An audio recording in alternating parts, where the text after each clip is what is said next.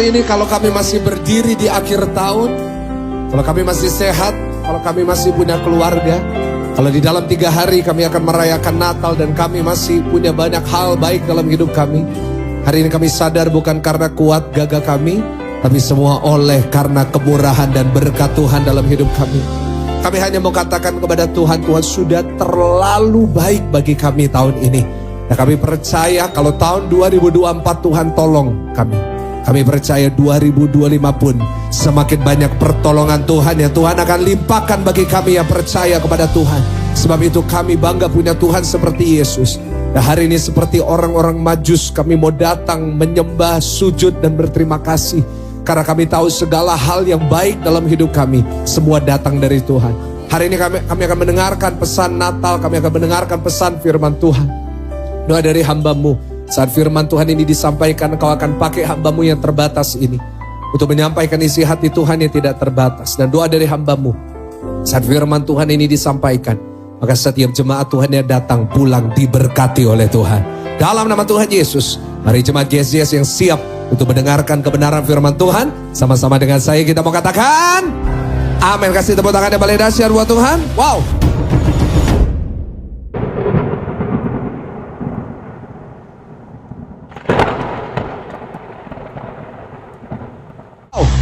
Silakan duduk Bapak Ibu Saudara sekalian, puji Tuhan. Hari ini saya mau memulai menyampaikan isi hati Tuhan. Yang siap mendengar firman Tuhan katakan amin. Kita buka Alkitab kita bersama-sama, Yesaya 9 ayat yang kelima. Hari ini saya akan melanjutkan seri khotbah yang saya sudah mulai tanggal 1 Januari kemarin, yang saya berikan judul Janji Tuhan Melalui Natal. Karena saya percaya Natal bicara tentang janji Tuhan. Dan bukan hanya bicara tentang janji Tuhan, tapi Natal bicara dan memberikan kita jaminan bahwa janji Tuhan ya dan amin. Dan firman Tuhan akan digenapi dalam hidup kita. Doa saya Natal 2024 tahun ini, saudara akan lihat banyak janji Tuhan digenapi dalam hidup saudara. Amin. Janji apa? Yesaya 9 ayat yang kelima berkata demikian. Baca sama-sama. 1, 2, 3. Ya, sebab seorang anak telah... Oh bukan yang ini, mohon maaf Bapak Ibu ya. Dikatakan 1, 2, 3 apa? Sebab seorang anak telah lahir untuk kita. Seorang putra telah diberikan untuk kita. Sama-sama lambang pemerintahan ada di atas bahunya. Dan namanya disebutkan orang apa? Penasihat ajaib, Allah yang perkasa, Bapa yang kekal. Sama-sama katakan apa? Raja damai. Dari ayat ini kita bisa lihat nubuatan dari Nabi Yesaya. Bahwa akan lahir seorang anak. Seorang putra akan diberikan kepada kita, namanya disebut penasihat ajaib yang menuntun kita, disebut Allah yang perkasa yang berperang bagi kita, disebut Bapa yang kekal karena dia pelihara hidup kita, dia disebut Raja Damai karena dia akan membawa damai yang tidak bisa ditawarkan dunia, melainkan damai yang berasal dari surga. Dan penggenapan dari nubuatan Yesaya ini terjadi pada hari Natal. Sebab itu Natal selalu bicara tentang janji Tuhan. Kenapa? Karena Natal dimulai dengan janji dan Natal diakhiri dengan penggenapan janji Tuhan.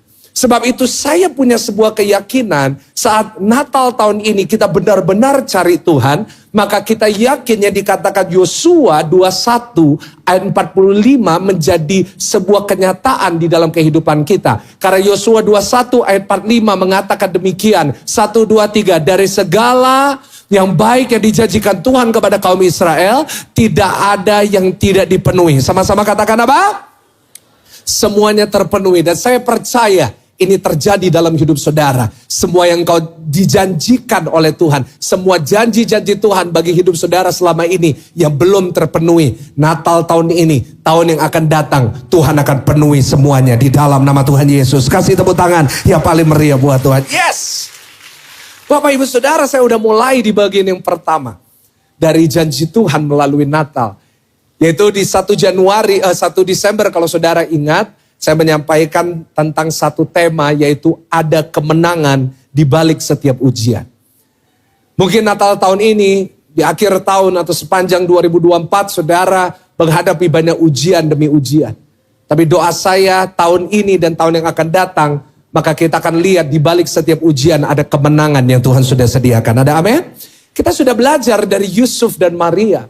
Mereka pun sebelum Natal menghadapi begitu banyak ujian.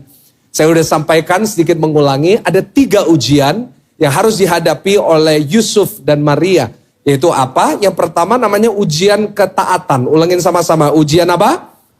Ketaatan. Mereka diuji ketaatannya saat Maria diberikan kabar bahwa dia akan mengandung sebelum dia menikah dengan Yusuf.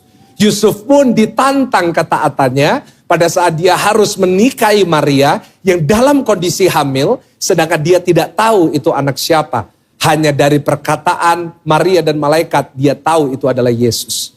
Bapak ibu saudara, doa saya kalau saudara ingin melihat janji Tuhan digenapi dalam hidup saudara. Kalau saudara mau lihat kemenangan, kita harus belajar taat. Yang mau katakan amin. Kasih tahu kanan kiri, taat ya, taat ya. Dan yang kedua kita sudah belajar, ada namanya ujian kesepakatan. Boleh ulangi ujian apa? Kesepakatan. Kita udah belajar bahwa untuk Yusuf dan Maria bisa lihat bayi Yesus dilahirkan ke dunia ini.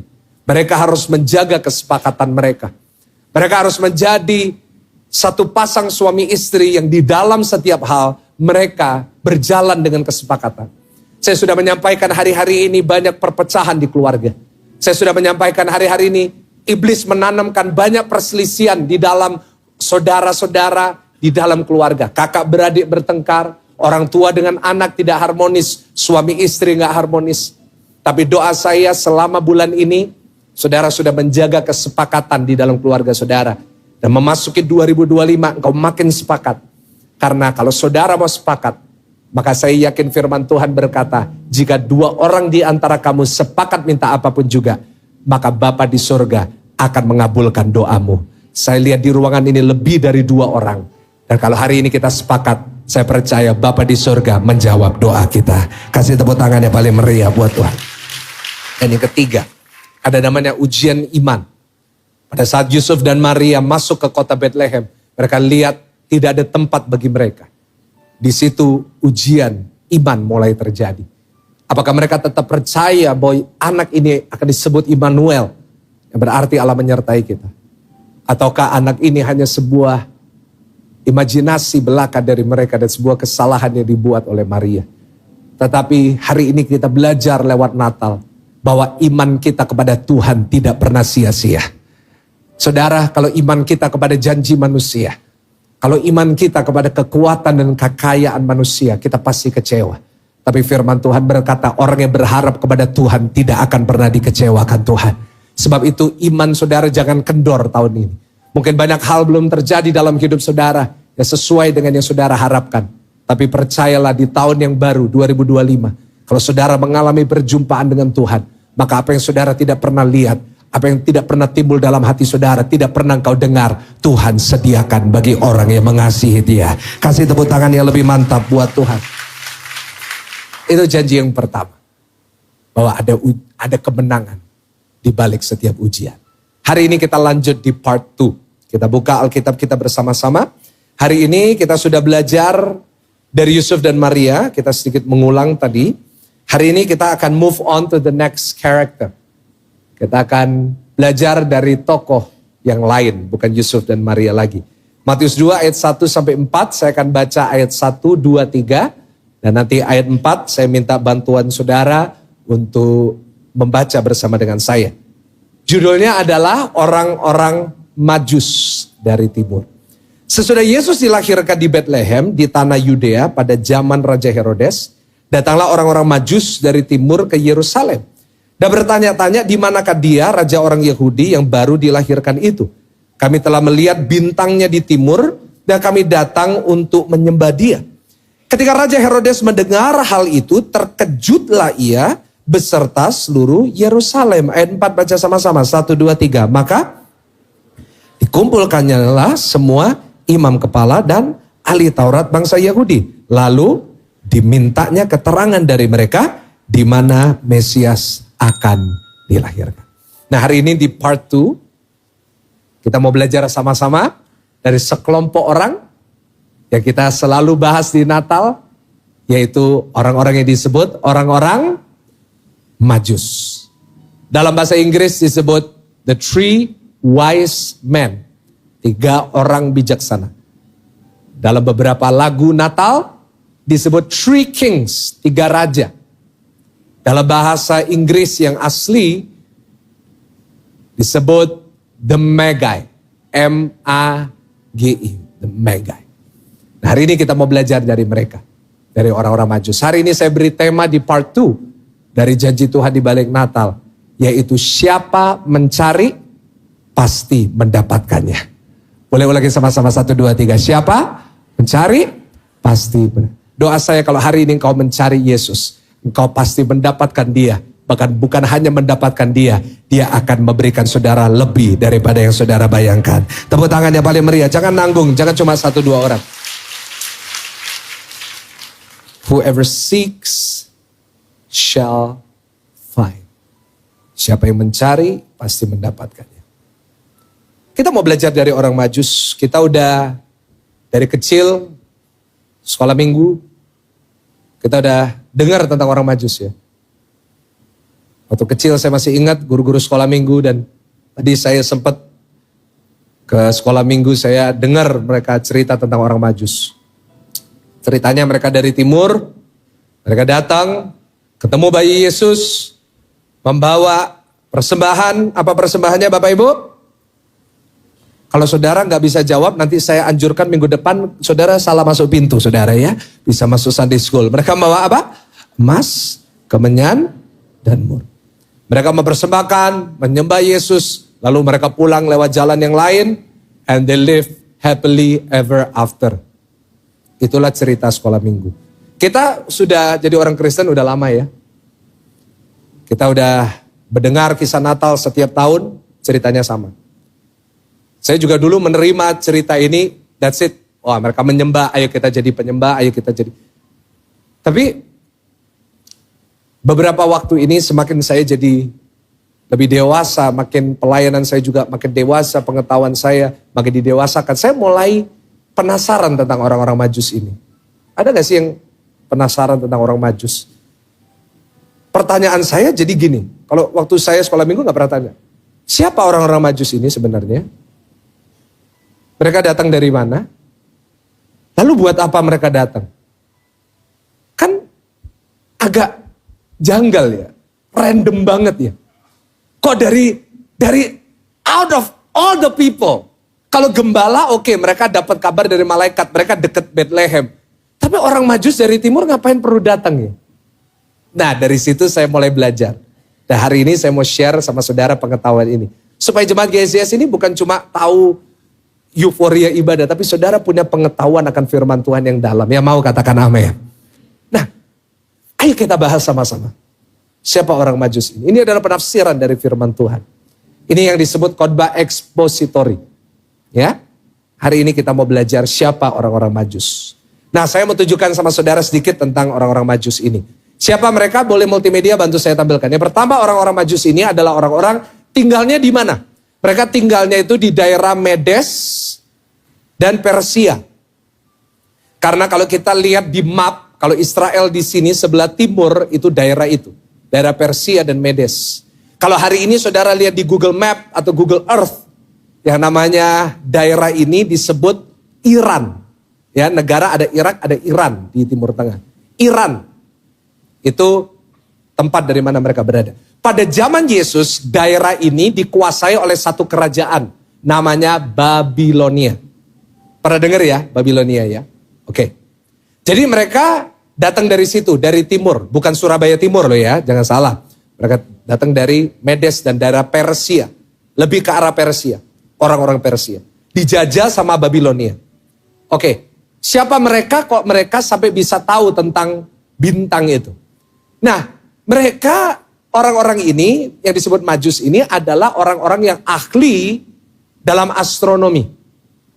Astronomi itu apa? Ilmu tentang perbintangan.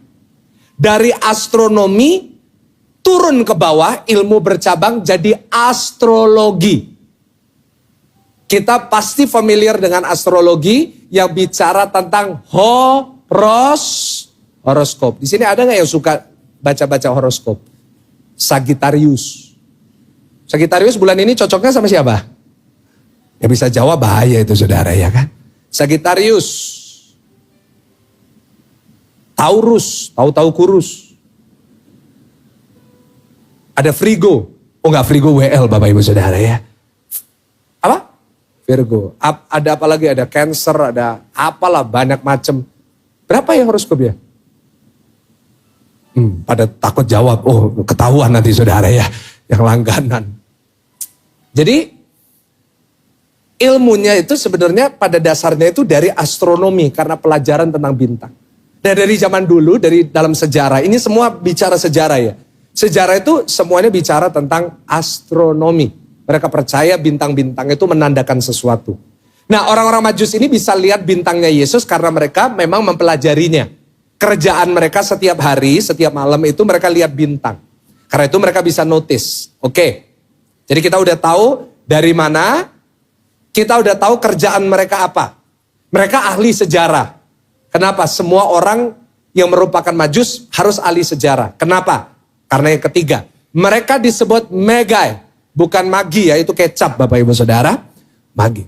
Magi itu diambil dalam bahasa Inggris akhirnya dipakai untuk kata magistrate. Magistrate itu apa? Magistrate itu penasehatnya raja. Jadi orang-orang Majus ini sebenarnya adalah orang-orang penasehatnya raja di daerah situ. Kenapa saya bisa tahu dan yakin mereka penasehat raja? Pasti ada alasan. Karena waktu mereka tiba di Yerusalem, mereka disambut sama raja namanya Raja Herodes. Tadi kita udah baca kan? Gak mungkin raja mau ketemu sama orang biasa. Raja pasti mau ketemu sama sesama setidaknya yang ada hubungannya sama raja dari kerajaan lain. Itu dia. Jadi 3 fakta ini tentang orang-orang Majus.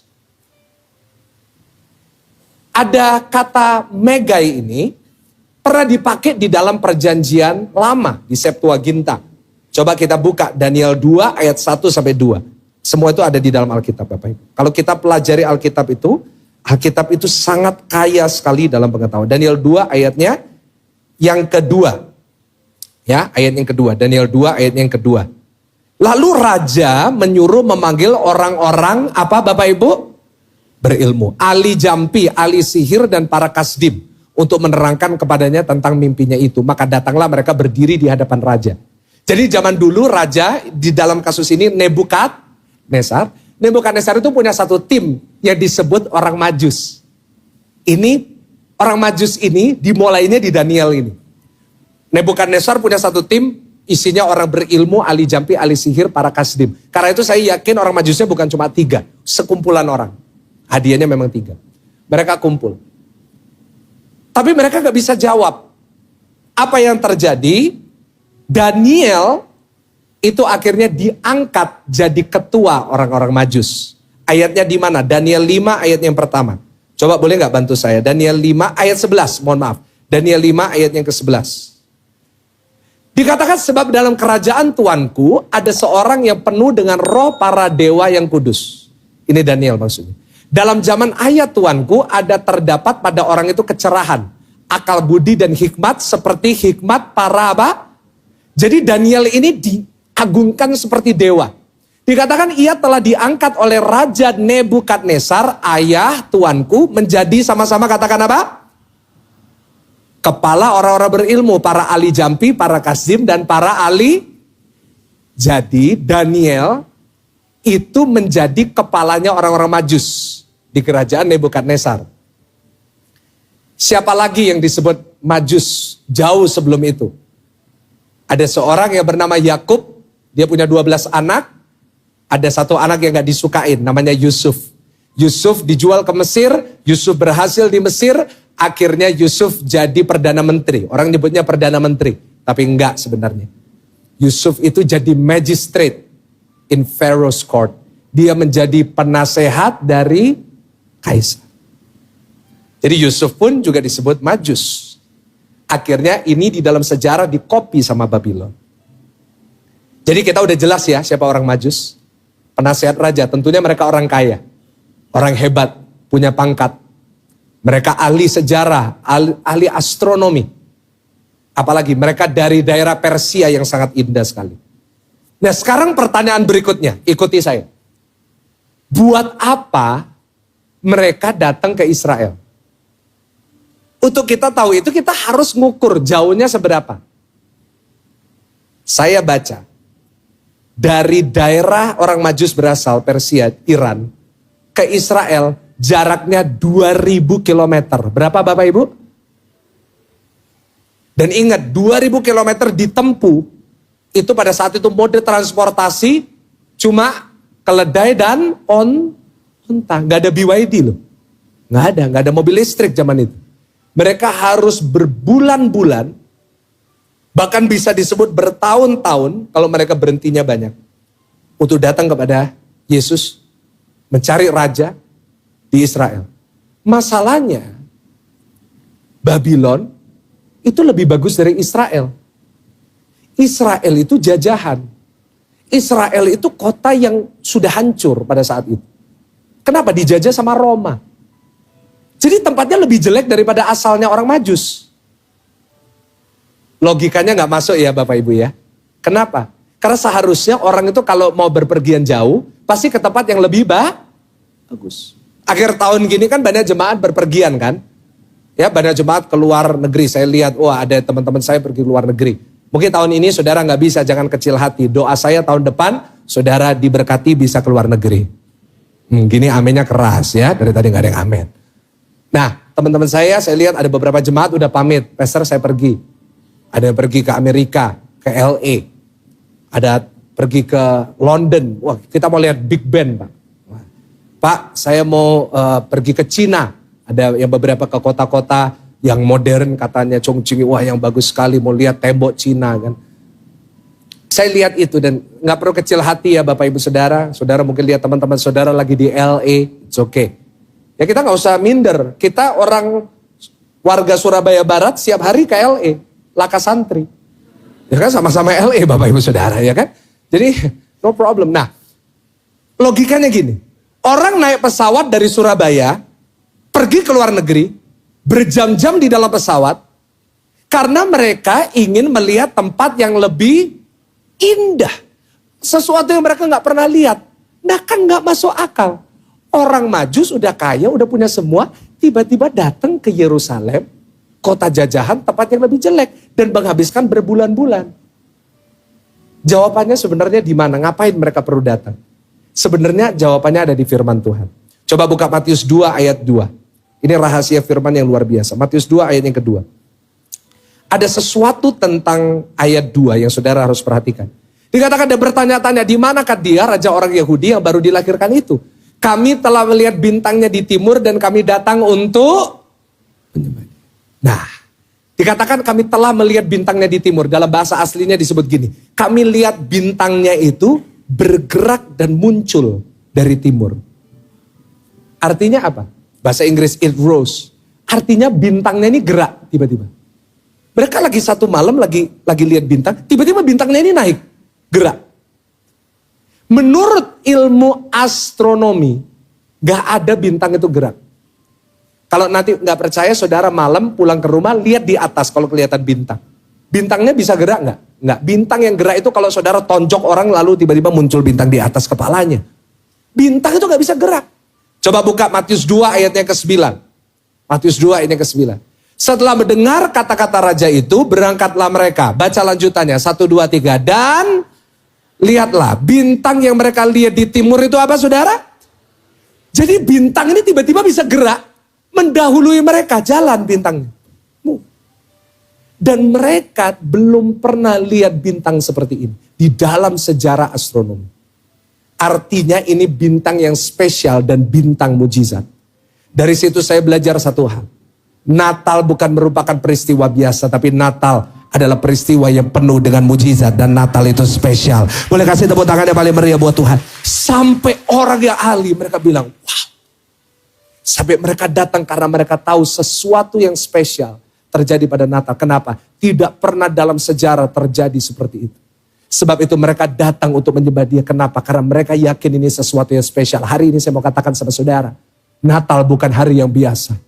Yang akan kita rayakan hari Rebo bukan hari yang biasa. Tetapi hari yang spesial dan penuh mujizat.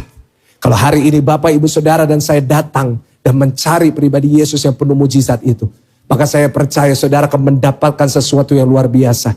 Saudara bisa lihat dari kisah ini, bulan dan bintang pun merayakan kelahiran Yesus. Saya mau beritahu kepada saudara, dari situ saya semakin yakin.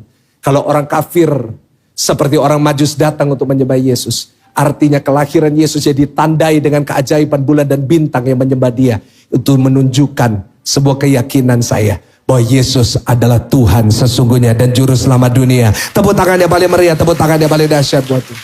Karena nubuatan tentang firman Tuhan berkata, bulan dan bintang pun, all of heaven akan menyembah dia. Wow. Itulah sebabnya orang Majus datang, karena ini bintang yang mereka gak pernah lihat sebelumnya. Pertanyaan berikutnya, oke, mereka datang. Lalu mereka ketemu sama Herodes di Yerusalem. Dan mereka berkata gini, coba buka Matius 2 ayat 2. Tampilin, ini pelan-pelan kita belajar. Matius 2 ayat yang kedua. Baca sama-sama, 1, 2, 3. Dan bertanya-tanya. Sama-sama apa saudara? Di manakah dia, raja orang Yahudi yang? Logikanya, sebentar. Dari mana mereka tahu dari bintang itu aja bahwa orang Yahudi ini adalah raja orang? Bagaimana mereka tahu ini raja yang lahir? Kan lihatnya cuma bintang, ini kan bintang yang gak pernah mereka lihat sebelumnya. Karena itu mereka datang. Mereka tahu rajanya dari mana? Sederhana. Penjelasannya sangat sederhana sebenarnya. Semua ada di dalam Alkitab. Ingat beberapa menit yang lalu saya bicara tentang kepala dari orang Majus. Siapa namanya tadi? Daniel. Daniel merupakan kepalanya mereka dan sangat dihormati. Kenapa? Tadi kita udah baca. Dianggap punya hikmatnya para dewa. Jadi orang Majus ini di dalam kumpulan mereka, turun-temurun yang mereka bahas adalah perkataannya dari siapa? Daniel. Dan apa yang terjadi kalau nanti saudara baca di dalam kitab Daniel. Di dalam Daniel ada nubuatan yang jelas bicara tentang seorang Mesias, a prince will come. Yang akan membangun kembali Israel. Itu dari Daniel. Dari mana mereka tahu ini adalah seorang raja yang lahir? Sederhana. Ingat di awalnya tadi? Orang-orang Majus ini asal mulanya dari mana Bapak Ibu? Boleh ditampilkan multimedia? Mereka asal mulanya dari mana? Persia. Ya, Persia dan Medes. Multimedia boleh nggak ngikutin? Nah, tampilin mereka berasal dari Medes dan Persia, dijajah oleh siapa Bapak Ibu? Babilonia. Coba perhatikan, ada kata Persia. Persia ini mengingatkan kita akan siapa? Kalau nanti saudara baca di dalam Alkitab, ada satu kitab perjanjian lama tentang seorang wanita. Wanita ini pernah menikah dengan raja.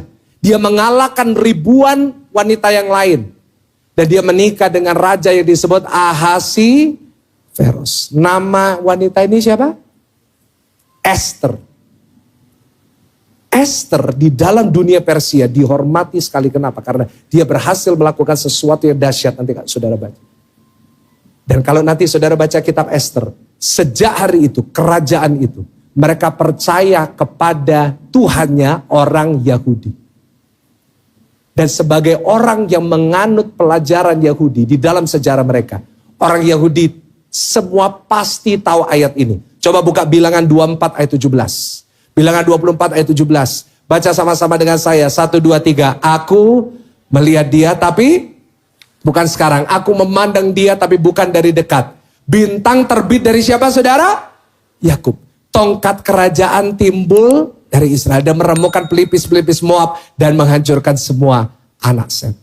Jadi dalam sejarah mereka, dari Daniel mereka dapat nubuatan, Mesias akan datang. Prince will come.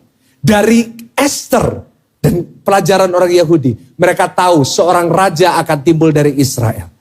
Dari situ mereka bisa tahu bahwa Yesus ini bukan orang biasa. Tapi Yesus ini adalah benar-benar Mesias dan Raja di atas segala raja. Boleh kasih tepuk tangan yang paling meriah, tepuk tangan yang paling dahsyat. Lihat, keren banget ya firman Tuhan ini. Di mana orang-orang Majus ini datang karena mereka dapat informasi semuanya. Mereka orang pintar. Tapi saya simpulkan gini. Apa maksud saya mengajarkan ini sama saudara? Sederhana. Karena dari sini kita bisa simpulkan. Mereka lihat bintang yang spesial, mereka datang. Mereka tahu dari nubuatan, mereka dengar dari omongannya orang, dari sejarah, oh ini akan lahir. Saya catat mereka tuh datang sebenarnya punya 3 tujuan. Ada berapa tujuan Bapak Ibu? pertama mereka penasaran. Setuju nggak Bapak Ibu? Mereka penasaran. Mereka kepingin tahu ini bintang maksudnya apa? Kok bintang ini bisa bergerak? Yang kedua mereka ingin membuktikan firman Tuhan. Mereka ingin nguji nih. Ini benar enggak ini? Alkitab ini. Yang dikatakan sama firmannya orang-orang Yahudi ini benar enggak? Dan yang ketiga tentunya mereka mau dapat keuntungan. Ulangin yang ketiga, mereka ingin dapat apa?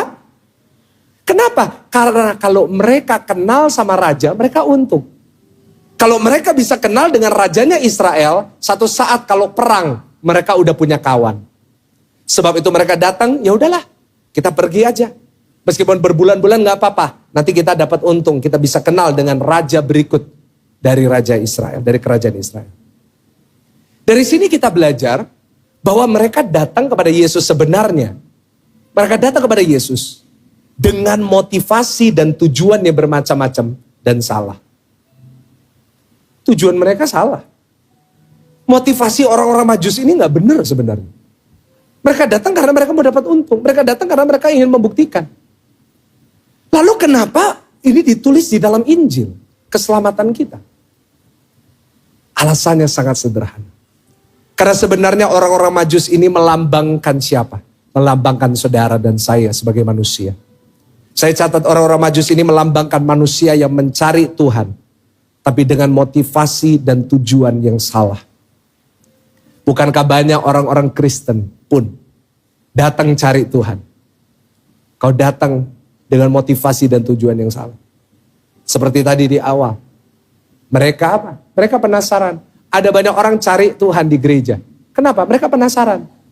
Banyak orang datang ke gereja. Kenapa? Hanya karena ingin tahu. Apa sih gereja 1 jam saja itu? Mereka kepingin tahu. Pastor Michael bener kurus ya? Sakit apa dia?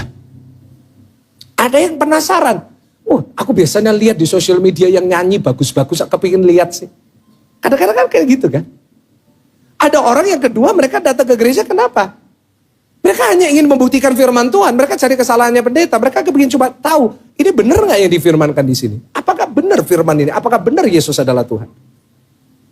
Dan yang ketiga ini yang paling banyak, ada banyak orang cari Tuhan, banyak manusia cari Tuhan, apa? Mereka motivasinya salah, ingin cari keuntungan. Berapa banyak orang datang ke gereja cuma ingin cari untungnya dari Tuhan. Datang ke gereja cuma cari berkat. Datang ke gereja cuma cari kesembuhan. Datang ke gereja cuma cari pemulihan, breakthrough, jadi kaya, jadi sukses. Banyak orang-orang cari Tuhan sebenarnya. Kalau kita sadari, motivasinya salah. Seperti orang-orang Majus, ini melambangkan kita. Tetapi kenapa ditulis di dalam Injil? Karena Tuhan ingin membuktikan. Meskipun mereka datang dengan motivasi yang salah. Mereka datang dengan tujuan yang salah. Tuhan pun bisa pakai motivasi yang salah itu. Untuk menyelamatkan orang-orang Majus ini. Boleh kasih tepuk tangan yang paling meriah, tepuk tangan yang paling dahsyat. Apa yang dimulai dengan motivasi yang salah. Apa yang dimulai dengan tujuan yang salah. Tuhan tetap bisa pakai itu. Untuk menyelamatkan mereka. Hari ini saya mau katakan, mungkin hari ini engkau datang. Punya tujuan yang salah. Motivasimu salah. Gak ada masalah. Karena hari ini kalau engkau datang, apapun alasanmu engkau datang di tempat ini. Mungkin engkau punya masalah persoalan. Tapi hari ini saat saudara bertemu dengan Tuhan Yesus. Saudara bukan cuma mendapatkan apa yang saudara cari. Tapi saudara mendapatkan lebih daripada itu. Sebab Tuhan Yesus selalu memberikan kita lebih daripada yang kita harapkan. Kasih tepuk tangan yang paling meriah, tepuk tangan yang paling dahsyat. Lihat. Mereka carinya keuntungan. Tapi waktu mereka ketemu Yesus. Wow. Apa yang mereka dapat, saya catat yang pertama, mereka dapat namanya sukacita. Ulangin sama-sama apa? Coba kasih tahu kanan kiri, kita dapat sukacita. Sambil senyum dong, jangan kita dapat sukacita. No. Kasih tahu kita dapat sukacita. Amin Bapak Ibu. Saya percaya Natal tahun ini, saat engkau datang nanti hari Selasa, hari Rabu, kau akan pulang. Mungkin kau datang dengan beban berat.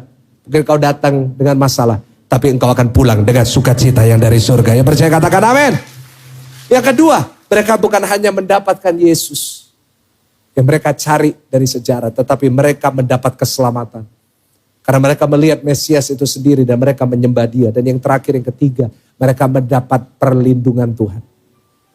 Saya mau beritahu kepada setiap saudara. Orang yang mencari Tuhan dan berjumpa dengan Tuhan. Pasti mendapat lebih daripada yang mereka harapkan. Ada amin? Karena itu lewat kisah orang Majus saya semakin yakin akan firman Tuhan. Yang berkata dalam Yeremia 29 ayat yang ke-13. Dikatakan bahwa apabila kamu mencari aku. Dikatakan apa? Kamu akan menemukan aku. Dan firman Tuhan yang saya yakini Matius 6 ayat 33. Dia berkata, tetapi carilah dahulu kerajaan Allah dan kebenarannya. Maka semuanya itu akan ditambahkan kepadamu. Hari ini doa saya. Pada saat nanti hari Selasa dan hari Rabu engkau datang. Kau gak cari yang lain. Kau gak cari keuntungan. Tolong jangan datang ke acara Natal. Ada yang tanya, Pak souvenirnya apa? No. Kau datang ibadah. Kau datang bukan cari show. Kau datang bukan cari story yang viral. No. Kau datang bukan untuk itu. Tapi engkau datang dengan satu tujuan, saya mau bertemu Tuhan Yesus. Dan saat saudara bertemu Tuhan Yesus, saudara dapat lebih daripada yang saudara cari. Karena firman Tuhan berkata, siapa yang mencari, pasti apa? Mendapatkannya. Doa saya, Selasa dan Rabu besok. Kau gak datang dengan sia-sia. Hari ini pun kau datang gak sia-sia. Sebab kita semuanya hari ini mengalami perjumpaan dengan Tuhan. Yang percaya, sekali lagi tepuk tangan. Yang paling meriah, tepuk tangan yang paling keras. Saya akan tutup. Bagaimana orang Majus ini dari motivasi yang salah. Akhirnya mereka benar-benar berjumpa dengan Yesus. Bapak Ibu, ada 2. Biasanya saya 3 karena waktu, hanya 2 yang saya bagikan. Ada 2 hal yang mereka lakukan yang menuntun mereka mengalami perjumpaan dengan Tuhan. Yang mau mengalami perjumpaan dengan Tuhan katakan amin. Yang pertama, secara cepat. Matius 2 ayat 3 sampai 6. Saya akan bacakan nanti ayat 5 dan 6, saudara akan baca sama-sama. Dikatakan ketika Raja Herodes mendengar hal itu, Matius 2 ayat ketiga, ketika Raja Herodes mendengar hal itu, terkejutlah ia beserta seluruh Yerusalem. Maka dikumpulkannyalah semua imam kepala dan ahli Taurat bangsa Yahudi. Lalu dimintanya keterangan dari mereka, di mana Mesias akan dilahirkan. Ayat 5 dan 6 baca bersama-sama. 1, 2, 3. Iya, mereka kepadanya. Di Bethlehem, di tanah Yudea, karena demikianlah ada tertulis dalam kitab Nabi. Ayat 6 lebih keras, dan tanah Yehuda, engkau sekali-kali bukanlah yang terkecil di antara mereka yang memerintah Yehuda. Karena daripada mula akan bangkit seorang pemimpin yang akan menggembalakan umatku Israel. Dari sini saya belajar. Yang sebelumnya mereka sampai di Yerusalem karena dituntun sama bintang. Mereka akhirnya bisa bertemu dengan Yesus karena mereka dengar ayat 5 dan 6. Tertulis di kitab para nabi. Di Bethlehem lahirlah juru selamat itu. Dari situ saya belajar kalau saudara ingin mengalami perjumpaan dengan Tuhan di Natal tahun ini. Yang pertama yang harus kita lakukan adalah kita harus mau dipimpin firman Tuhan. Ulangin sama-sama 1, 2, 3. Kita harus mau apa?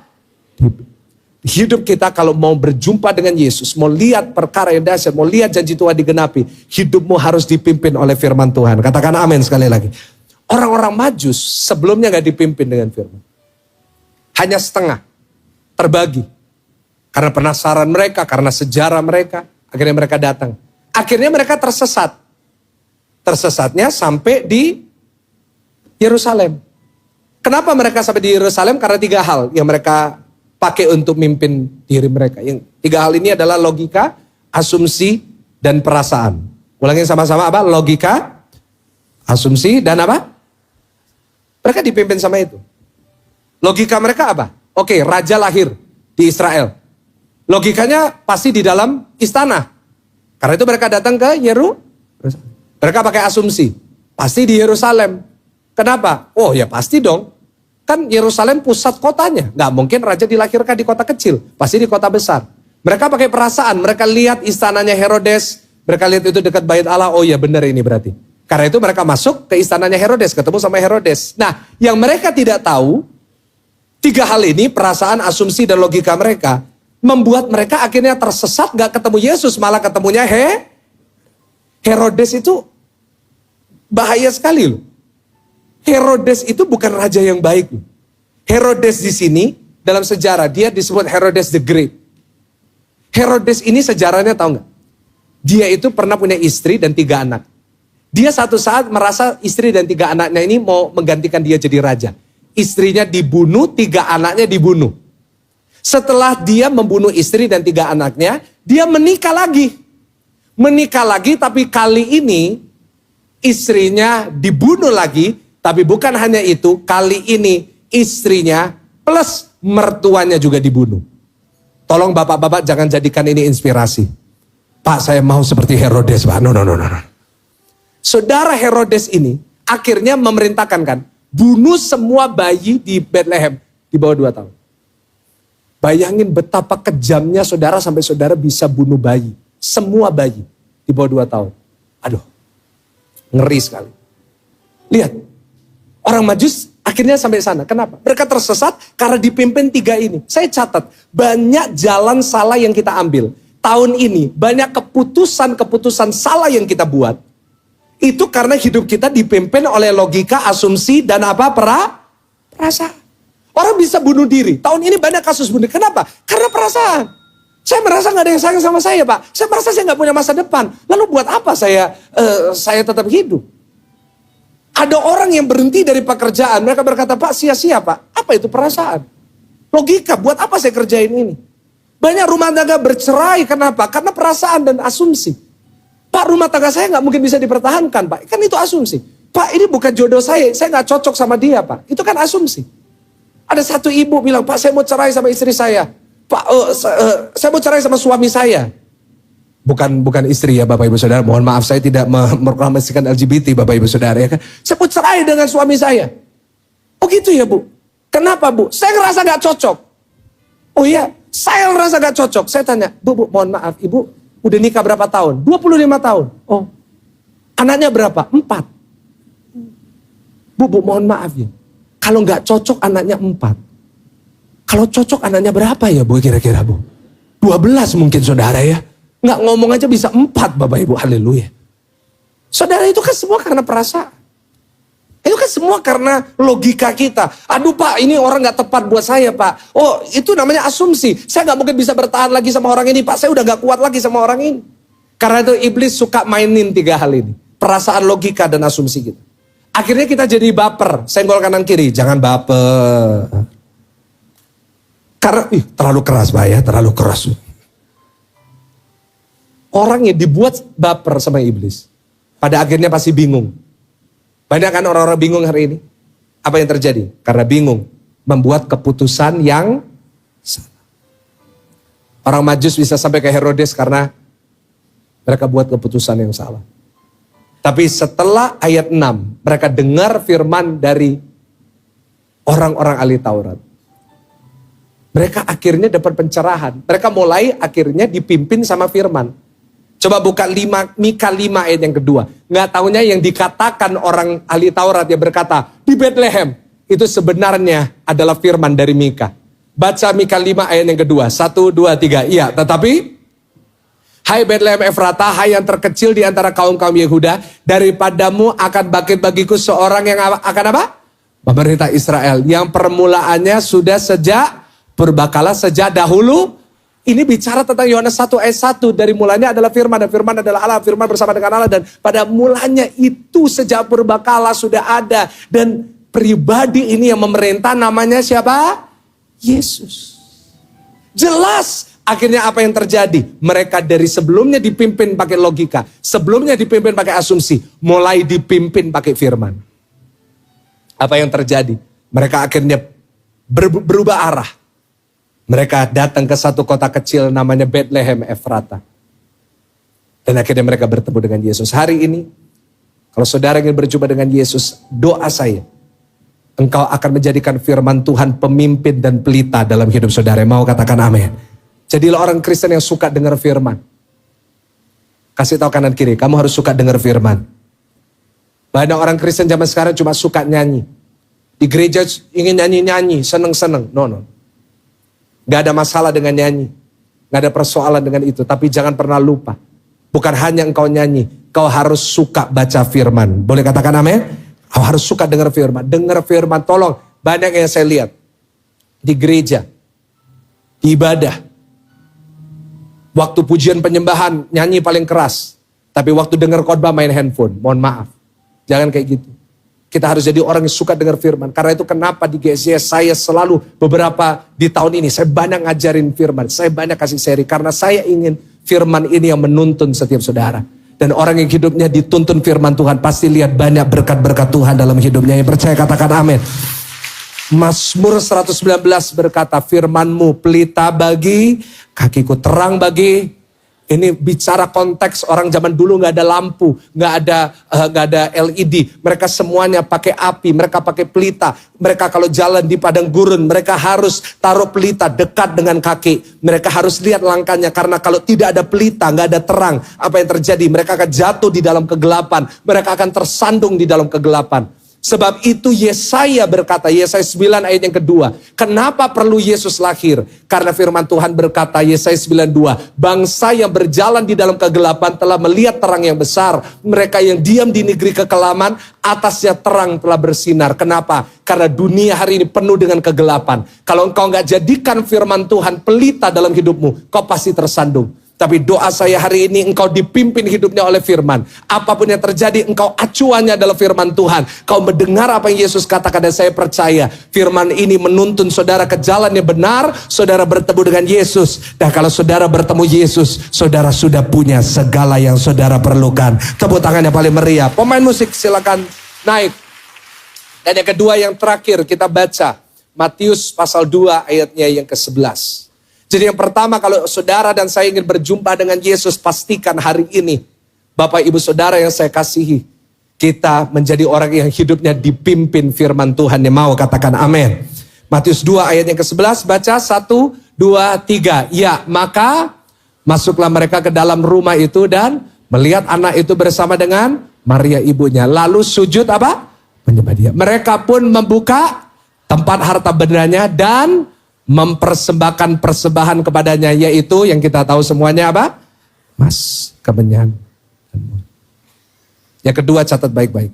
Kalau saudara ingin mengalami perjumpaan dengan Tuhan, memiliki sikap seorang penyembah. Ulangi, 1, 2, 3. Memiliki apa? Sikap seorang penyembah. Sikapnya harus jadi seorang penyembah, bukan cuma menyembah. Kenapa? Karena hati-hati. Kata menyembah seringkali disamakan semuanya. Saudara, dalam bahasa aslinya menyembah pakai kata proskuneo. Apa? Oh, itu banyak hari-hari ini ya, banyak yang pakai proskuneo. Kita harus hati-hati dengan penyembahan. Karena ingat, kata proskuneo juga dipakai di ayat 2. Matius 2 ayat yang kedua. Matius 2 ayat yang kedua dikatakan orang kafir ini, orang Majus ini, dikatakan kami datang untuk menyembah. Proskuneo juga. Jadi mereka juga datang untuk menyembah. Tapi tujuannya bukan nyembah yang seperti kita bayangkan. Proskuneo bisa dipakai untuk yang lain. Tapi dalam bahasa Inggris disebut to pay homage. Mereka cuma ingin menghormati. Mereka cuma ingin menjalin hubungan dengan raja yang baru. Sama seperti kalau saudara lihat di berita tahun lalu, Ratu Elizabeth meninggal, digantikan dengan Raja Charles. Semua pemimpin dunia datang. Setuju kan? Mereka datang, mereka nyalamin, mereka hormat. Kenapa? Ingin menjalin hubungan. Itu yang namanya proskuneo juga pada zaman itu. Gak ada istilahnya kita sekarang. Bahkan jangan lupa Herodes pun juga pakai kata proskuneo. Matius 2 ayat ke-8. Ini ayat yang benar-benar terakhir. Kemudian ia menyuruh mereka ke Bethlehem, katanya pergi dan selidikilah dengan seksama hal-hal mengenai anak itu. Dan segera sesudah kamu menemukan dia, kabarkanlah kepadaku supaya aku pun datang untuk apa? Lu pakai proskuneo juga. Herodes itu juga proskuneo. Dari sini saya belajar ya. Apakah semua penyembah itu benar-benar, apakah semua yang menyembah benar-benar penyembah? Belum tentu. Dari sini saya belajar kesimpulannya. Seorang bisa menyembah tanpa menjadi penyembah. Be very careful. You can worship and not be a worshiper. Karena seringkali ada banyak orang bisa menyembah tapi tujuannya macam-macam. Herodes mau nyembah, proskuneo, sujud menyembah. Tapi setelah nyembah tujuannya apa? Bunuh Yesus. Orang-orang Majus awalnya mau datang. Nyembah buat apa? Supaya menjalin hubungan yang baik, ada aliansi. Dari mana berubahnya? Mereka berjumpa dengan Yesus. Mereka datang, bukan di Yerusalem, tiba-tiba masuk Bethlehem. GZS akan buat ya, tahun depan kita ke Israel. Kalau saudara habis dari Yerusalem, kita nih orang Indonesia, habis dari Yerusalem, masuk Bethlehem, tempat kelahiran, saudara itu pasti kaget deh. Indonesia, Surabaya lebih bagus daripada Bethlehem. Itu kota yang sangat jelek sekali. Bahkan kalau nginep, semua orang pasti milih di Yerusalem, gak mau di Bethlehem. Bayangin betapa syoknya orang-orang kerajaan ini. Tiba-tiba masuk ke Bethlehem. Loh, Yerusalem ya bagus gini. Loh, kok sekarang di Bethlehem? Terus bukan di istana di Bethlehem. Masuk ke rumah kecil. Sejarah mencatat ini sebelahnya kandang kelahiran Yesus. Masuk ke rumah. Terus lihat ada seorang ibu namanya Maria. Dengan anaknya lagi nangis. Ya mirip, saya bisa nirukan karena saya baru punya anak saudara ya. Jadi masih terngiang-ngiang. Loh, coba bayangin perasaan kita. Aku datang jauh-jauh. Aku pikir aku datang di tempat yang mewah, aku dapat sesuatu. Tapi aku tiba-tiba datang di tempat yang kecil dengan seorang ibu dan anaknya papanya gak ada. Yusuf kemana? Penafsir berkata Yusuf lagi kerja karena mereka gak punya uang. Kalau mereka punya uang gak tinggal di Bethlehem, pasti ke Yerusalem. Yusuf lagi kerja untuk kasih makan Yesus, Immanuel itu. Di situ diuji kemurnian penyembahannya. Masih mau nyembah gak? Masih mau nyembah gak saat yang mereka lihat adalah, loh gak bisa ngelakuin apa-apa buat aku, dia gak bisa apa-apa. Dipikirnya dengan kemegahan dari bintang itu akan bayi ajaib. No, ini bayi biasa. Tapi keputusan mereka datang. Bukan cuma nyembah proskuneo, tapi dikatakan mempersembahkan apa? Emas, kemenyan, dan tahu nggak kata mempersembahkan itu kata yang sama yang dipakai untuk mempersembahkan sesuatu buat Tuhan. Mereka akhirnya memutuskan saya mau menyembah Tuhan. Apa itu kemurnian penyembahan? Saya catat. Ini sikap hati seorang penyembah. Kemurnian penyembahan adalah kita tetap menyembah meskipun Tuhan tidak melakukan apa-apa untuk kita. Kemurnian penyembahan saudara, sikap penyembahannya bisa saudara dapatkan saat saudara tetap menyembah Tuhan, saat dia gak ngapa-ngapain buat saudara. Saat engkau menyembah meskipun engkau sakit, engkau menyembah meskipun engkau tetap punya masalah, engkau menyembah tetap engkau keadaannya tidak berubah, tapi engkau tetap memutuskan untuk menyembah Tuhan. Karena seorang yang menyembah Tuhan gak pernah mandang keuntungan. Saya catat, orang yang menyembah, seorang penyembah yang benar, yang murni, gak mandang keuntungan dari penyembahannya. Dia bukan, kalau aku nyembah, apa yang aku dapatkan? No. Tapi dia menyembah karena dia kagum dan hormat akan Tuhan. Hari ini, jangan nyembah Tuhan karena saudara mau dapat apa-apa dari dia. Karena engkau mau untung dari dia. Sembahlah karena engkau mengasihi dia. Sembahlah karena engkau menghormati dia. Sembahlah karena engkau tahu tanpa dia engkau gak bisa apa-apa. Kasih tepuk tangan yang paling meriah, tepuk tangan yang dahsyat. Sembah Tuhan karena saudara ngasihi dia, bukan karena engkau mengasihani dirimu sendiri. Banyak orang Kristen ke gereja angkat tangan nyembah nangis. Dia nangis bukan karena mengasihi Tuhan. Dia nangis karena mengasihani diri sendiri. Soroere awakku. Come on church. Don't cry about your problems. No. We worship because we are in awe of God. Kita hormat akan Tuhan. Itu yang dilakukan Yusuf dan Maria. Yusuf dan Maria melahirkan Yesus di kandang. Mereka bilang, loh ini Immanuel itu. Mereka melahirkan Yesus tapi mereka masih kekurangan. Tapi mereka tetap membesarkan Yesus selama 30 tahun. Yusuf tetap kerja sebagai tukang kayu selama 30 tahun. Why? Because they are the true worshiper. Penyembah yang sejati. Kenapa?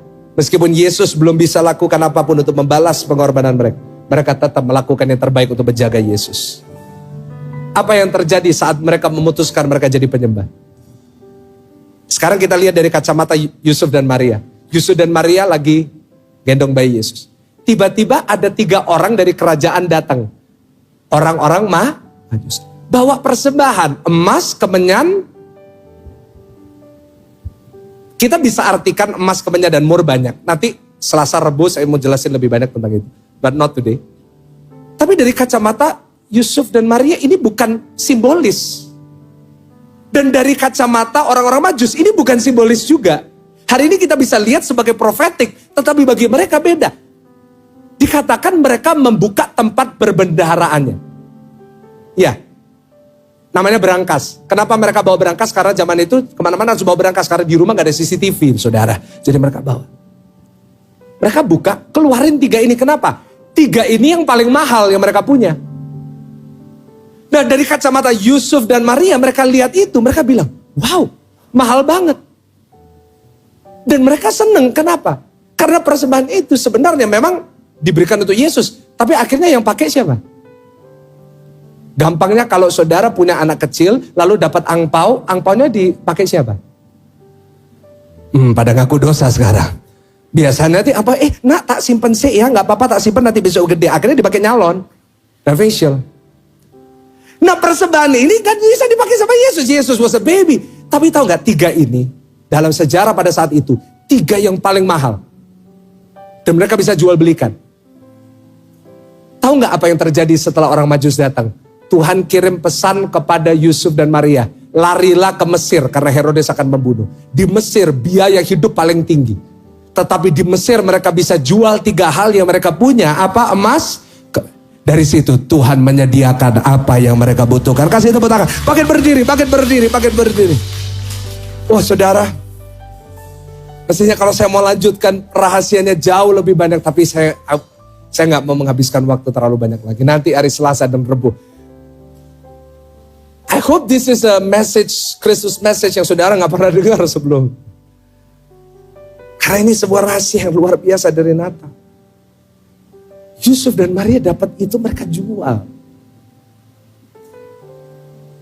Karena itulah yang dilakukan Tuhan untuk seorang penyembah yang benar. Tuhan menyediakan. Tahu gak? Orang Majus juga mempersembahkan. Apa yang mereka dapat? Malamnya dikasih mimpi. Sebelumnya gak dapat mimpi. Dikasih mimpi. Jangan kembali ke Herodes. Kembali lewat jalan yang lain. Kenapa? Karena mereka tahu kalau mereka ke Herodes. Karena mereka seharusnya kalau ke Herodes pasti dibunuh. Tapi mereka dikasih tuntunan Tuhan. Kenapa? Karena mereka menyembah. Dan akhirnya mereka dilindungi dari maut. Kesimpulan saya gini. Seorang yang punya sikap hati penyembah akan selalu dibukakan jalan oleh Tuhan. Tepuk tangan yang paling luar biasa. Cari Tuhan.